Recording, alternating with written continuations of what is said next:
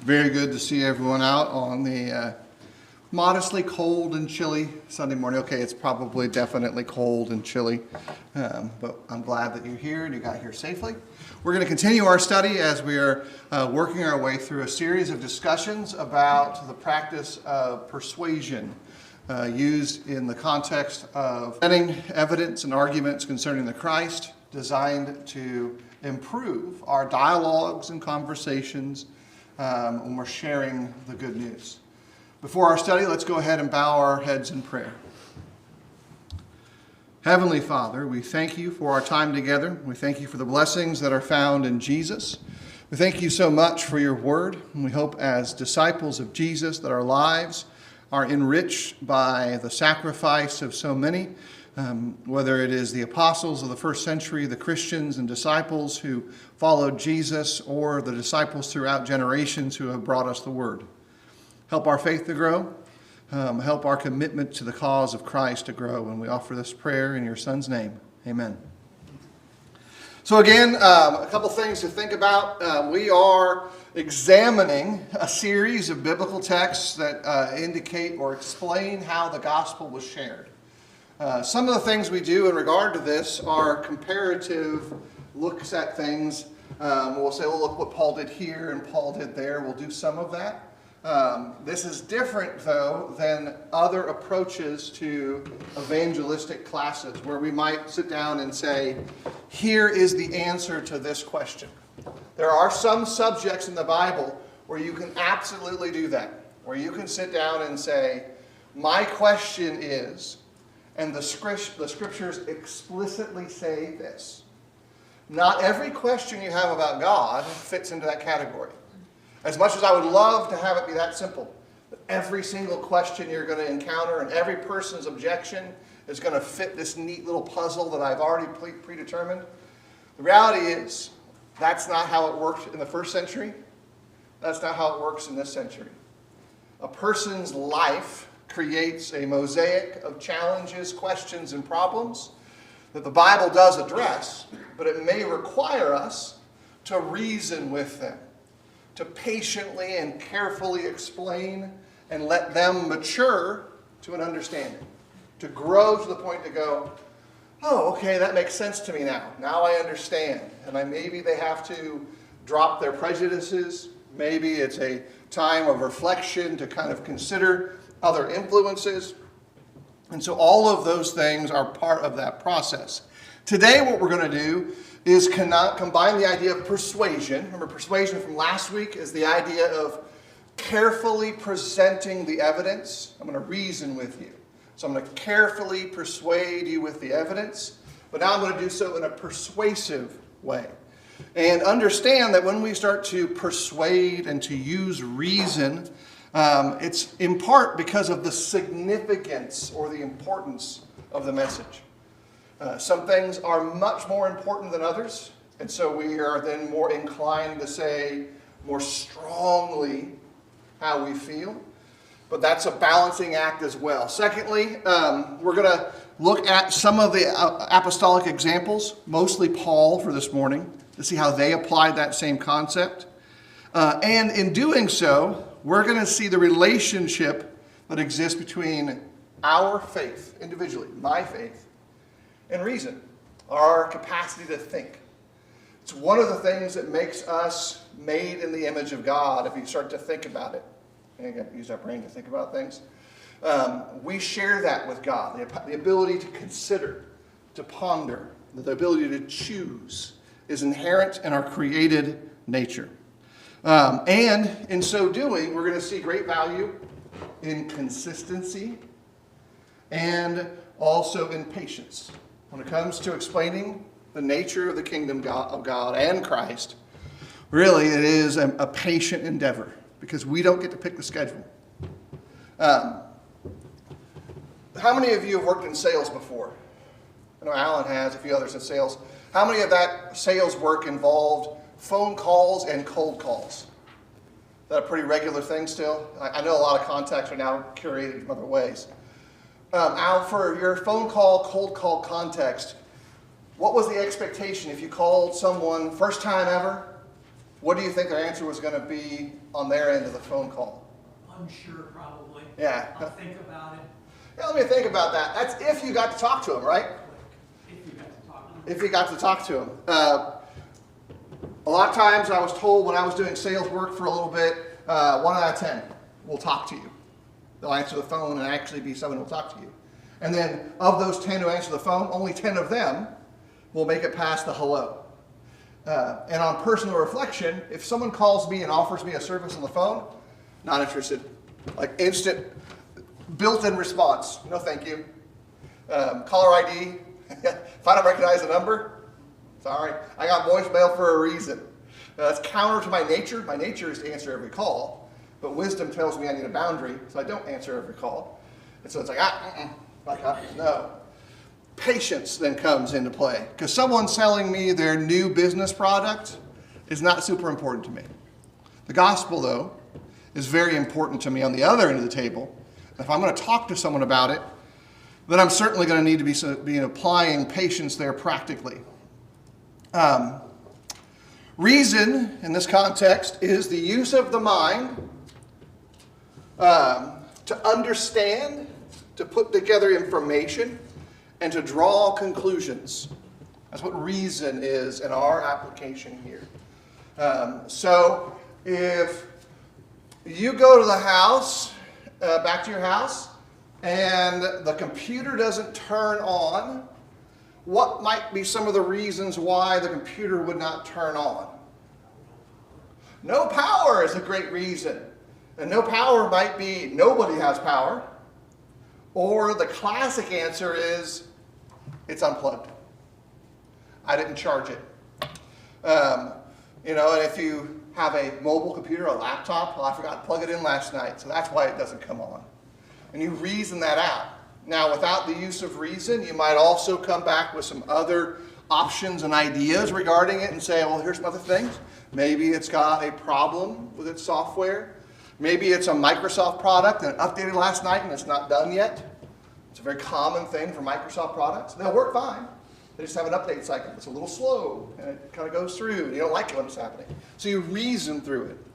Understand that that's happening every time you go to someone, you say, what do you think about Jesus? They're thinking about Jesus. And they might say, I don't think much of him at all. I never thought about it before. What do you mean, what do you think about Jesus? All of those are possible answers to that first question, what do you think about Jesus? And even more so, if you start skipping ahead too far, you say, you know what, you should be baptized. Is that a fair statement to everybody who's not baptized, by the way? You should be baptized? Well, academically and mathematically, yes, everyone should be. But not if they don't believe. They should want to be baptized. And so you move back and you say, what I really want everyone to do is to believe in the story of Jesus. And maybe I want everyone to believe in God. Or maybe I also want them to believe in their origin, where they really came from. Or maybe I want them to believe in the Bible. These are all things that are equivalent that will eventually be produced where we get to Acts chapter 2 and verse 36, and they go, men and brethren, what shall we do? Because they've been convicted now. Now I can say, well, I think you should be baptized because this is what the Bible says. What do you think? And they'll be like, well, here is water. And that's what you're trying to develop to. So when you're thinking about this carefully, not in the heat of the moment, realize that this is not here's all my carefully crafted scriptures. This is, here's evidence. Here's curated facts from the Bible that will hopefully persuade you to think differently about your choices and the way you think about the world around you. Also understand this. We use a technical term a lot. I'll say it sometimes. This is a good argument. It's a word that has a lot of meaning with it, right? So jokingly, you might say to someone, hey, have you stopped arguing with your wife yet? It's an old school joke, right? The answer is, are you still married? The answer is no, because you're going to argue about stuff. Absolutely. And then you're going to reconcile. And then you're going to argue about something else. Arguments can be carefully engaged in and helpful and healthy. And you can have really bad arguments. You will argue about things early in your marriage about the dumbest stuff. And then late in your marriage, you'll argue again about the dumbest stuff that you argued before because you've already fixed all the important stuff. That's normal too. But that's not the kind of argument I'm talking about here. Argument in this case is the classic use of it, which is saying, I have now taken the time to put together evidence that I think is really heavy and weighty that might help you think about something. And so you might say, well, my argument is this. So it's not angry.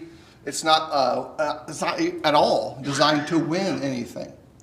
Because if you go in there with the goal, I'm going to win the argument, you've lost. That's a different thing altogether. What you're doing really is similar to what the priests would do throughout the text of Leviticus. They would reason and explain and teach. And it's also similar to what Paul does. Les? It's the same thing that lawyers do with juries all the time. Yeah. Have what they say are the facts, and they try to persuade the jury. Of course, they got somebody on the other side that's got another set of what they call the facts, and they're trying to persuade them the other way. But it's the same principle. They're using what they believe to convince the people of what they want them to. Yeah. And you will be swayed. If you, I know some of us have been in trials before, like sat in trials, maybe been on the jury. Some of us professionally have been involved in various parts of those things. And you can see the jury sway. You can see the judge sway their opinion based on the questions the judge asks or the lawyer's statements. And if you watch the TV shows, every lawyer there is amazing or really bad. There's no middle ground. But in actuality, it sways back and forth. So that argument is designed to persuade, to reason. And when we start thinking about each of these things, you'll kind of catch it. We'll start with this one from Acts 17. Acts 17, verses 3 and 4 is our first passage. And we're going to talk about each of these, by the way, too. There's a sense of us engaging with it. But this is referring to Paul. And James, do you have this open back there? Acts 17, verses 3 and 4 for us. Explaining and proving that it was necessary for the Christ to suffer and to rise from the dead, and saying, this Jesus whom I proclaim to you is the Christ. And some of them were persuaded and joined Paul and Silas, as did a great many of the devout Greeks, and not a few of the leading ones. Right, so you'll notice in this example 2 key points. Number 1, reasoning effectively engaged requires evidence, factual information. In this case, what evidence does Paul pull from regarding the history of the Christ? What's his source book for the answers? If you think back to Paul's preaching, Peter's preaching, what kind of things do they appeal to, Rich? Read their history, so I would think that you would be talking about Psalms. Yeah, so you have shared institutional knowledge, the things they know. Hey, we've been looking for a king for a long time. We've been waiting for an anointed one. That's part of the body of evidence. Second body of evidence is the Psalms, the message of the prophets, some of the promises made to the patriarchs. And so you say, hey, do you see how this is set up? Acts chapter 2 and chapter 1 and chapter 2 is another example of that process. So he's reasoning from the evidence, and then he pulls the threads together. He says, this person is this person. This Jesus, this Jesus, this Yeshua, which is all the different translations of Jesus' name, either Hebrew, English, Latin, Greek, etc. This person is the anointed one. This person is the Messiah. And Peter would go on to say, and you killed him. You sentenced him to death. And so they take it, they reason, they explain in order to provide a proof. They prove that this is the case. This is a very normal thing that we do a lot of times in life. Have you ever had a disagreement with a manufacturer because the product that they offered did not provide the outcome they promised? Happens all the time. Hey, I bought this from your store and you said it would do X and it didn't do a lick of that. In fact, it broke 2 days into using it. And so you will reason with them. You'll say, hey, here's my photos. Let me send you a picture of what it looks like right now because it's all in pieces. And you're going to prove that. Look, here's your guarantee. Here's your warranty from your paperwork. You said this is a lifetime warranty. I'm still living. And you'll send that on. And they'll go, well, I suppose we have to honor our warranty. Here's another one of the things that didn't work for you. Or here's your money back. It goes to the options, right? So you reasoned. You explained. You provided all of that with a conclusion. You drew all the threads together. That helps us catch that when we're saying things, we have to then provide that evidence and do one more thing. Be clear. Clarity is really hard. It's a hard thing to have a short, concise, understandable message. Part of that comes from institutional habit. That is, there are things that we say that we know mean a certain thing to another audience doesn't understand at all. So if I were to go grab somebody in South America right now, and let's say they have a great grasp of the English language. They're fluent. Better than ours, better than mine. And I say, hey, I'd like you to come to our gospel meeting this week. Do you think they might not understand what I'm talking about? What's a gospel meeting? Now, if I say a gospel meeting to an audience that has a heritage among churches of Christ, they'll be like, sure, absolutely. I know what that is. I want to be there. But if they don't have that shared institutional heritage, gospel meeting is Shibbosheth. It's a foreign language. It doesn't mean you don't have them. It just means you've got to explain what it is. And maybe if you're dealing with someone from a different cultural world, you say what it is preaching. We're going to get together. They'll be singing, praying, preaching. You want to come? Now, I can say that in the South, but if I was up in New England or on the West Coast, I'd have to use a different explanation. I couldn't say praying, preaching, singing. Certainly not with the accent and hope to be understood. They'd be like, you're not from here, are you? Even though I am. Because you have to understand clarity matters. So the audience, you present them evidence that's relevant to them. You persuade them to think about it. Acts 18 and verse 4.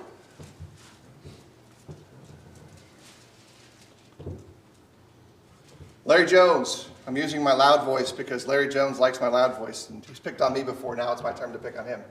Would you read 18 and verse 4 for us, please? Yes, I will. And he reasoned in the synagogue every Sabbath and persuaded both Jews and Greeks. First time I read that, it made a lot of sense to me as a new convert. Clearly he's doing that. A little more knowledge, a little odd that Paul is in the synagogue persuading Greeks. Because my brain goes, what are the Greeks doing in the synagogue? How'd they get there? Then learn a little bit more. Here's some context to think about this. Synagogues, especially in the Greco-Roman context, were often frequented by a lot more than just the Jewish population, often paid for by those who were not Jewish. But also, my example before of inviting someone to a gospel meeting comes back to how a Greek could show up at the synagogue. Hey, you need to hear this guy, Paul. He's got something important for you to hear because the message that Paul preached isn't just for Jews. He preached a message for Jew and Gentile alike. So now it made more sense that these Greeks were there. But think back again to what's going on there in regards to the message and some of the other context.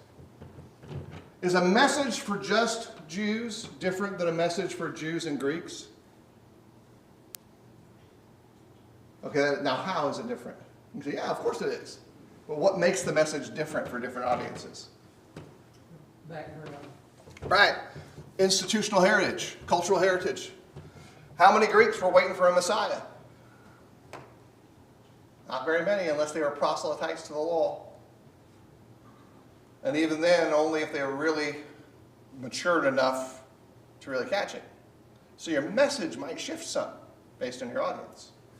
But you also notice this. How often is he reasoning with them? Was it like, oh, so amazing preaching that that night they just knew what to do?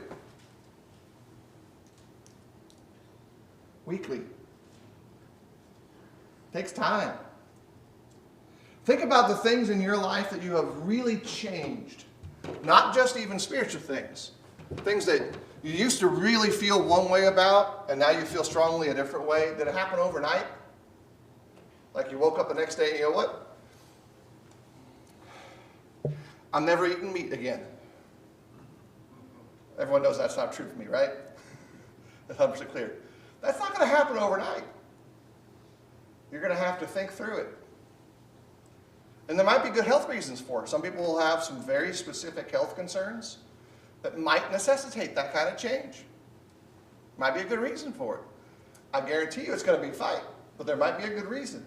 Time goes into place. So realize that when you're talking about evangelism, when you're talking about persuasion, not just sharing the gospel with someone who is not yet a believer, but even someone who is, do not expect it to be a radical change moment.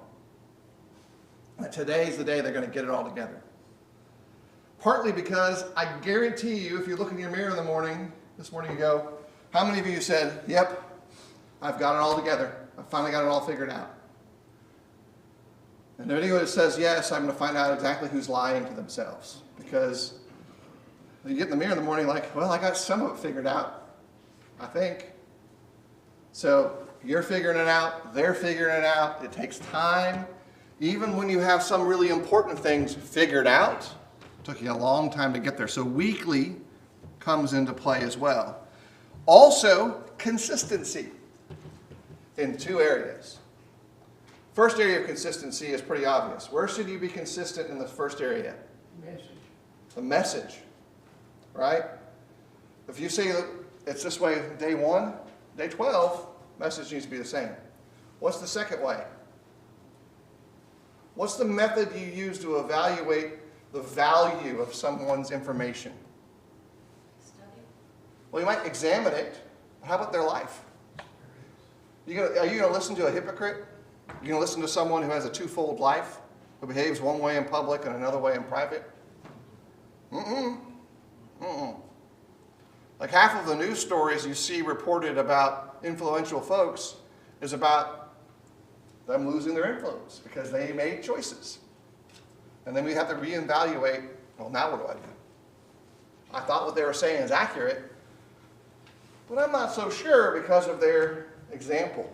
So the message has to be consistent. It has to be studied and accurate. It has to be the same message to begin with. It has to be the right message from the Bible.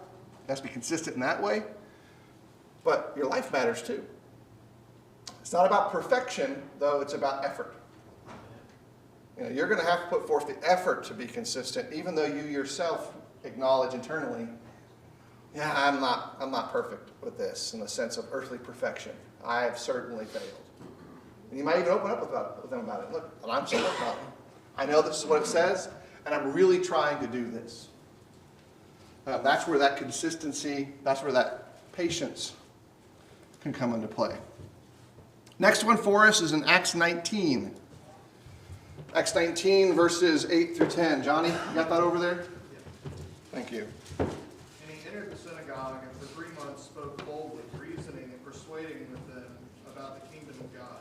But when some became stubborn and continued in unbelief, speaking evil of the way before the congregation, he withdrew from them and took the disciples with him, reasoning daily in the hall of Tyrannus. This continued for 2 years, so that all the residents of Asia heard the word of the Lord, both Jews and Greeks. So there's something that goes on in this process of persuasion with the area of conflict that's important for us to catch. My friend Shane, whose funeral was yesterday, and if you've got a whole lot of time available, it's like 2.5 hours long. You're welcome to see the funeral online. Great parts of it. But Shane was really good at talking to people that no one else would talk to. He had no boundary of like, I won't talk or I can't talk to this person. So think right now of the person you've had the most difficult conversations with regarding the Bible. So much so that if they called you on the phone today and wanted to talk about God or the Bible, you might be like, do I want to take this phone call? That person right there is what I'm thinking about right now. And Shane probably would have been like, absolutely, how you doing? You know? But we all have that feeling, and Shane did too. He had just figured out how to master that emotion and transmit it into energy on the outside the other way. But that's going to be the case sometimes. In the context of what's going on with Paul preaching at the school of Tyrannus, he's encountering people who are so objectionable to the message that he's giving that we notice often with Paul that they're like, yeah, you know what, you need to die. Or you need to be silenced. Or we're going to throw you out of the city. Or we're going to put you in jail. So let me ask that question again. That person who would call that you're like, maybe I don't answer the phone today.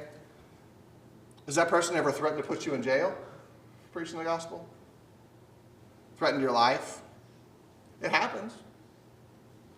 I've been threatened with bodily harm having a Bible study with someone. They were going to knock me out. Didn't like what I was saying. Words are a great defense when that happens. It's much better than having to use other methods. So your feet sometimes too. Totally okay to run away. I can't really run that fast anymore, so I got to be good with my words. But think about that. That's part of what's going on here in that 2-hour period as he's reasoning. Now, when you're being effective in that process and someone starts to put the pieces together, whether you know it or not, they're always on that teetering spot of either disagreement or agreement. Like, I don't like what you're trying to imply. What you're saying means that I have to do something. Now, it could also be, I like what you're saying. It implies that I need to do something. That happens at the same moment. The same moment when all the pieces are put together. Effective reasoning, when we're getting to the heart of the matter, is going to engage us deeply. It's not surface level commitment. Over the years, I've encountered Christians who have been dating someone and they decided to get married, and like a week before the wedding, a baptism takes place. Sometimes that marriage is wonderful. And sometimes it becomes apparent that the marriage was not really as strong as it once really seemed, and this baptism seemed very, to make somebody happy. To make the in-laws happy, the outlaws happy, the spouse happy. Well, I just didn't want to cause any problems, so I just went ahead and did it. That's surface level events. And I think many of us who have a heritage around other Christians have seen that happen. If I were to ask and survey, maybe a lot of us have seen that happen. Maybe even some of us have experienced it.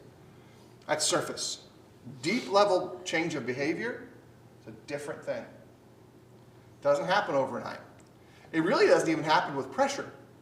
You cannot force someone to truly believe something. You can persuade them. You can encourage them. You can foster conviction and belief, but you can't force it. So when you're persuading, when you're engaged in these dialogues, remember, as much as you want it to be so that you can make it happen, it's not on you. And from the other end of the equation, realize this, and I say this from the preacher's standpoint and the friend and the family standpoint, the guilt of failure on the teaching and reasoning side is pretty heavy. Like, it hurts. Even intellectually, when I recognize that it's not my fault, when I didn't do the disbelief for them. I fostered, I encouraged, I explained, I reasoned. It still hurts. But intellectually, I want you to know that it's not your fault.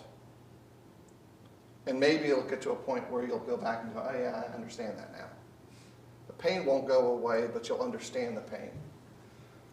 Part of that's implicit in all of this as well. It's part of the tied-in context. One more. This is in Acts 24.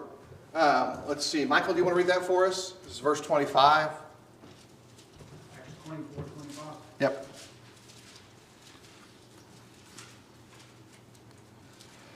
But as he was discussing righteousness, self-control, and the judgment to come, Felix became frightened and said, Go away for the present. And when I find time, I will summon you. Yeah, that's a pivotal moment, that crucial moment I was talking about, where you get that little balance point where I like what you're saying, I don't like what you're saying. That's where Felix is at. All right. Okay, I understand all you're saying here. I'm alarmed about it, but I can't think about it anymore right now. How many of us have done that with other issues in our life? When you get doctor information, the doctor says, listen, you got to think this through. There's something going on with your body right now. You got to pay attention to it. Have you ever tried to shut it out for a second? Like just vanish from the room? I think everyone does that. Like, I would rather not. And then the next step for some of us, this is where I Band-Aid it.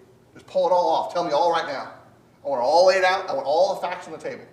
Others of us, slowly bring it to us. Felix is doing something I think is familiar to us with challenging information and saying, I can't take any more of this. I can't process it because I don't want to. I don't like the consequence. It affects me. And if I don't hear it, then I don't have to respond to it. Michael? I love this verse because his reaction is he is frightened. And I think too many times when we reason with people, when we teach with people, we like to try to be soft and loving. And there's nothing wrong with being soft and loving, but there's this balance. And Felix understood that the judgment was coming. And when we reason, and especially when we persuade people, we have to let them know that judgment's coming. Yeah. The effort of persuasion concerning God is purposeful. It's just not like, hey, I found this really cool fact about this, and I think it's neat. Look, life is full of a lot of really interesting, neat facts. And I am often just as surprised and amazed and interested in them as the rest of us. But it's not a propositional truth. It's going to change you. And Felix's interaction with this is what we would consider a propositional truth, like this. Jesus is the Christ. That's a propositional truth because it has consequential meaning. By saying that Jesus is the Christ, that then shifts everything Jesus said into action statements. Because if Jesus is not the Christ, does it matter what is said in the Sermon on the Mount? I mean, like, oh, it's great. I'll take that under advisement. Well, let me think about that. That seems like something I might consider one day. But Jesus is the Christ takes the message of the Sermon on the Mount, the message from the Gospel of Luke of the Sermon on the Plains, the closing refrains of Matthew and Mark, to a new level. Because you go, well, if Jesus is the Christ, then everything else he says now matters. So 1 Corinthians chapter 15.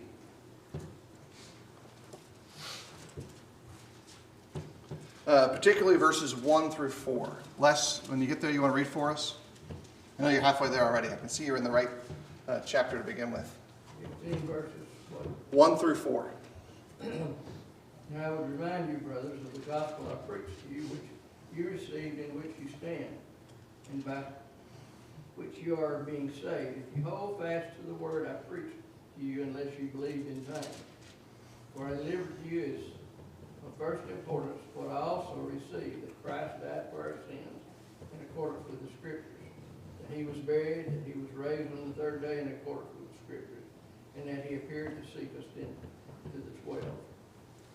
Okay, so that's an explanation of the propositional truth that Jesus is the Christ. And Paul went into detail and explained his reasoning to get there. And then that shifted the dialogue for the rest of the letter. But it also probably shifts the dialogue for all Christians to know that Jesus is the Christ. And you're going to eventually try to persuade someone in your life, or maybe yourself, to believe or re-believe that Jesus is the Messiah. And you're going to look at evidence to get there. What are the facts? What are the knowledge base that I can pull from? How can I convince myself or someone else? And let me put this pin in it right here. As disciples, no matter where our faith is in life, we are always going through that process of both convicting ourselves and others. If you presume that your faith is so absolute that it cannot be shaken, you are right now in the most dangerous place you've ever been. So part of your work as disciples is not just to persuade others. You also examine the evidence to persuade yourself. What do I believe, and why do I believe it? Why do I hold the convictions that I hold? Why do I think the way that I think? What factors have brought me to this point? What choices? What are the consequences of my choices now staring at me? Those are all factors that come into play. And so there's a great interaction between those two things that's important because faith and reason live together. They're friends. One of them hangs out with the other and influences the other.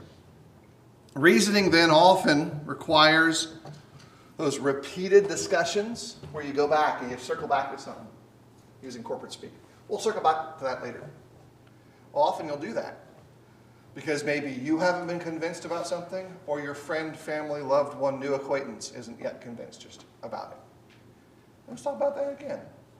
Let's sit down and look at it. Is there new evidence for us to consider? I was just reading my Bible and I saw this story and I was thinking about it again. And now I'm putting these pieces together. Let's talk about those. Let's explain them to a degree.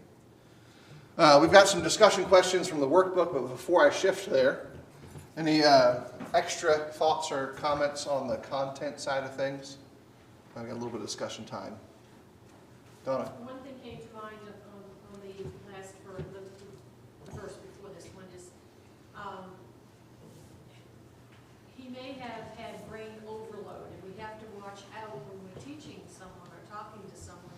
If they step back, we have to respect that for just a few minutes or a few days, and then re-examine what we've said to them and what they need to know. Yeah. Active listening comes in a part too, like as the other end of it. An active listener, as I'm using the terminology here, is one who is not only paying attention to what is said on the other end of the table, but why they're saying it, and trying to understand, and giving responses back that say, hey, look, you need a couple weeks to think about this? Let's think about this. Let's, again, re-engage, reconsider. We'll jump ahead, and Les gave us the 5-minute mark, so we'll be judicious with our questions here. And I want to think about this question here.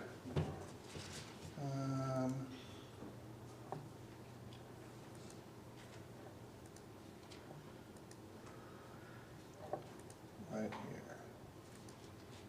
here. In regards to Acts 24:25, when Paul is reasoning with Felix, he uses 3 areas of information to reason with them. Y'all remember what those 3 are? Righteousness, self-control, and coming judgment. Right, and so those things play a role in the way in which Paul reasons with people, in this case with Felix. Think about why those reasons are so important. Because the dictionary, both English and Greek, tell me that gospel means good news. So if there's good news, why do I reason concerning those 3 things? Where's the good news? There's an answer to the problem of judgment. Heaven.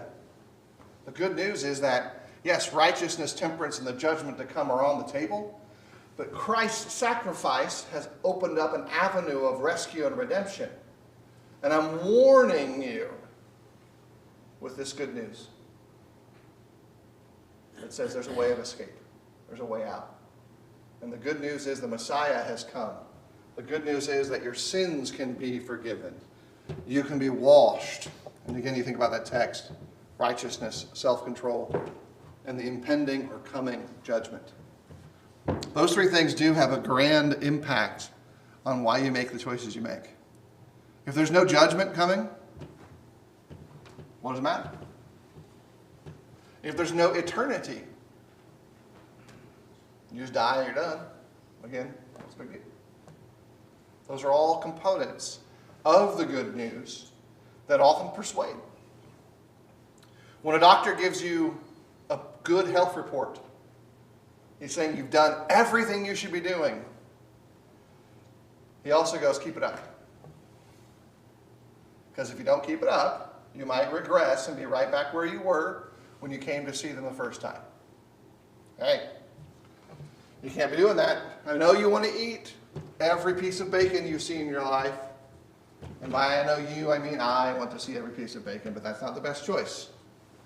It's the best choice for your taste buds. It's not the best choice for the rest of your body. And so you got to balance it out. There's these things called vegetables I'm supposed to eat. I do my best. Other thing to think about is to kind of think about the context of it. So in our context, why is argument of any kind important? And make sure you distinguish it in your thoughts again and express it in your own words as being different from a bad argument. So don't use a dictionary. What's going on with this distinguishing between an argument and arguing? Rich? I'll throw something out there. So an argument is really kind of a persuasive debate based upon data and evidence versus the bad sense would be emotion. That would be my explanation of that. So when you're having an argument, it's based on logic, data, and evidence that you are bringing versus, well, I feel it's like it should be like this. So in the bad sense, an argument would be coming from emotion and therefore not really founded in anything that could be proven. Yep. Trenton and I are going to demonstrate. Hey, Trenton, why is the 7.3 liter diesel engine in Fords, particularly up to the 2003 late model Ford trucks and Excursions, the best diesel engine Ford ever made? Or nearly the best? There's argument whether it actually is. See? I can tell you from experience that it sounds awesome when you drive it.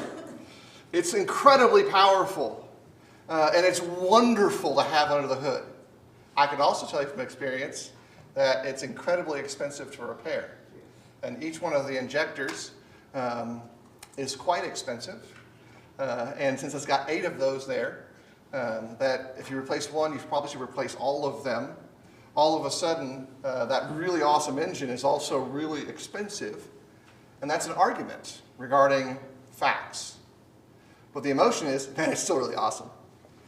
If I was going to pick one, I'd probably pick that one for that size. Now, if a smaller diesel engine is your play, there's other options. If you're going to pick my best Ford engine ever, it's the 6-cylinder 300, period.